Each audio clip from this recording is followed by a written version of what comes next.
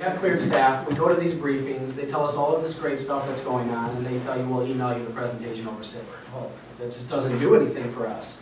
So we unfortunately have to take up resources.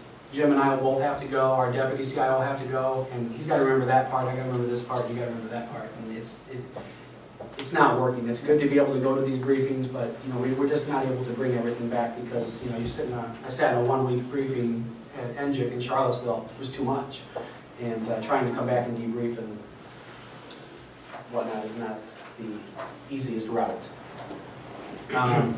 Social networking. This was a big one for us. We have always blocked all social networking sites, and I doubt anyone else in here was. We were fortunate to be able to, and Jim pulled me aside one day and said, the train's coming down the track, we can move, and we can get hit. So we chose to move, and we really needed to get an understanding of what they needed Facebook for. And then we realized all of Congress, senators, congressmen, and women, they're all moving their stuff to Facebook. And our staff needed to be able to go out and view those things. How we protect, we've got some great tools that actually are just allowing our users to view. They're not able to download any of these malware-infected applications. They can't post, they can't chat, they can view. So we kind of settled for that.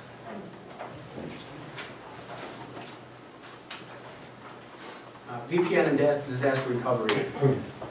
We've been looking to work with a company that would drop ship us like 300 laptops if we had an emergency, had to be out of DC, and we really couldn't find anyone to put us, we put on retainer. So we chose to go a different route. We bought laptops for most of our agency, for them to take home and just keep there. So they're going to use it for 2 things. They're using it for VPN and disaster recovery. So we rebuilt our entire VPN infrastructure, just with an SSL VPN solution, but we changed the user, and it was a win for us. We actually gave them Linux laptops. They're all running Ubuntu, and they had a choice. They could either get a laptop, or they could just get a USB stick with a live CD on it. Because what was happening to us is so many users were connecting. I would say about 80% of our staff's probably on VPN now.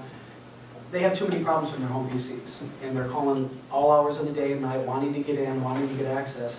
And what we're trying to do is make it so if the laptop doesn't power up, you're going to be able to restore everything yourself. So we've taught them how to restore the laptops off a live CD.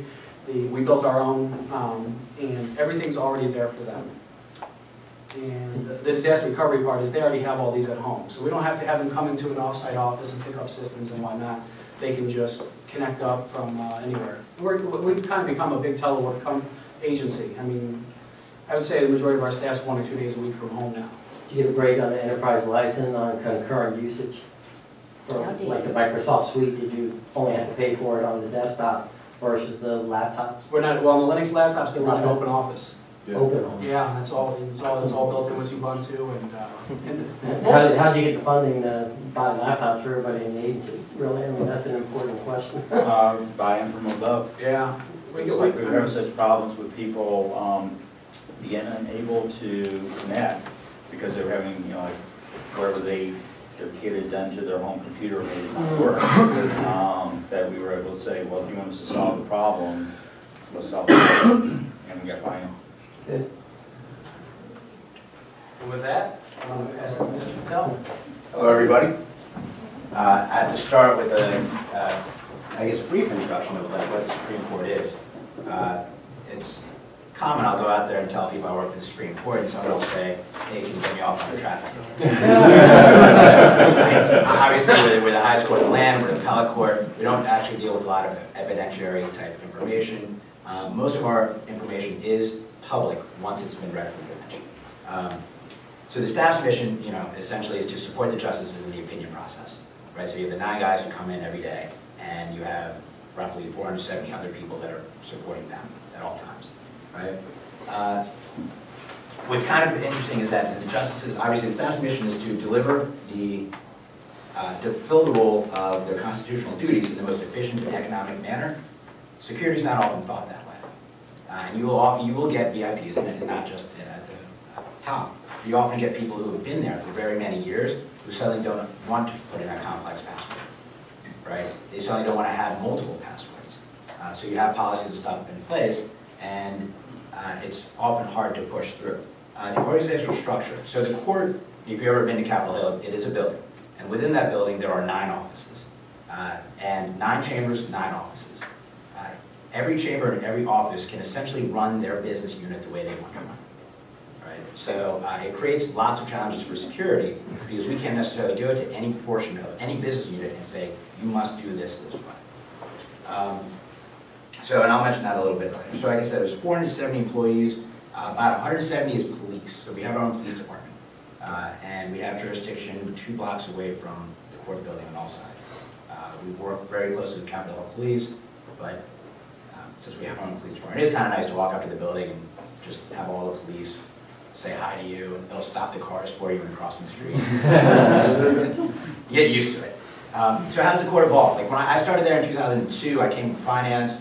I came after the dot-com bubble, right? So when I was in finance, we were bleeding edge, right? I installed IP telephony. We were putting routers, firewalls. I mean, just everything that you could, anything that would earn you $1 faster than Merrill or USB or UBS back then, you would put it in there. So I got to the court and we had, I think, 25 internet stations, right? So this was in 2002. Yeah, the thought back then was that the internet wasn't really necessary to operate, right, for the court operations. It was soon afterwards that someone had realized that, yeah, we do need to communicate with external companies. So we went from one person doing security, who essentially was just doing policy work for the different business units and also some disaster recovery, to where we now, in 2010, about a staff of 5. So we're still relatively small. We have some contracting now, but we're still relatively small. The networks themselves have evolved. So we had an internal network, which is the high-side network where all the opinion process is done. The question was asked in the late 90s, can you, at probably 99, 2000, can you secure that network if we connect to the internet?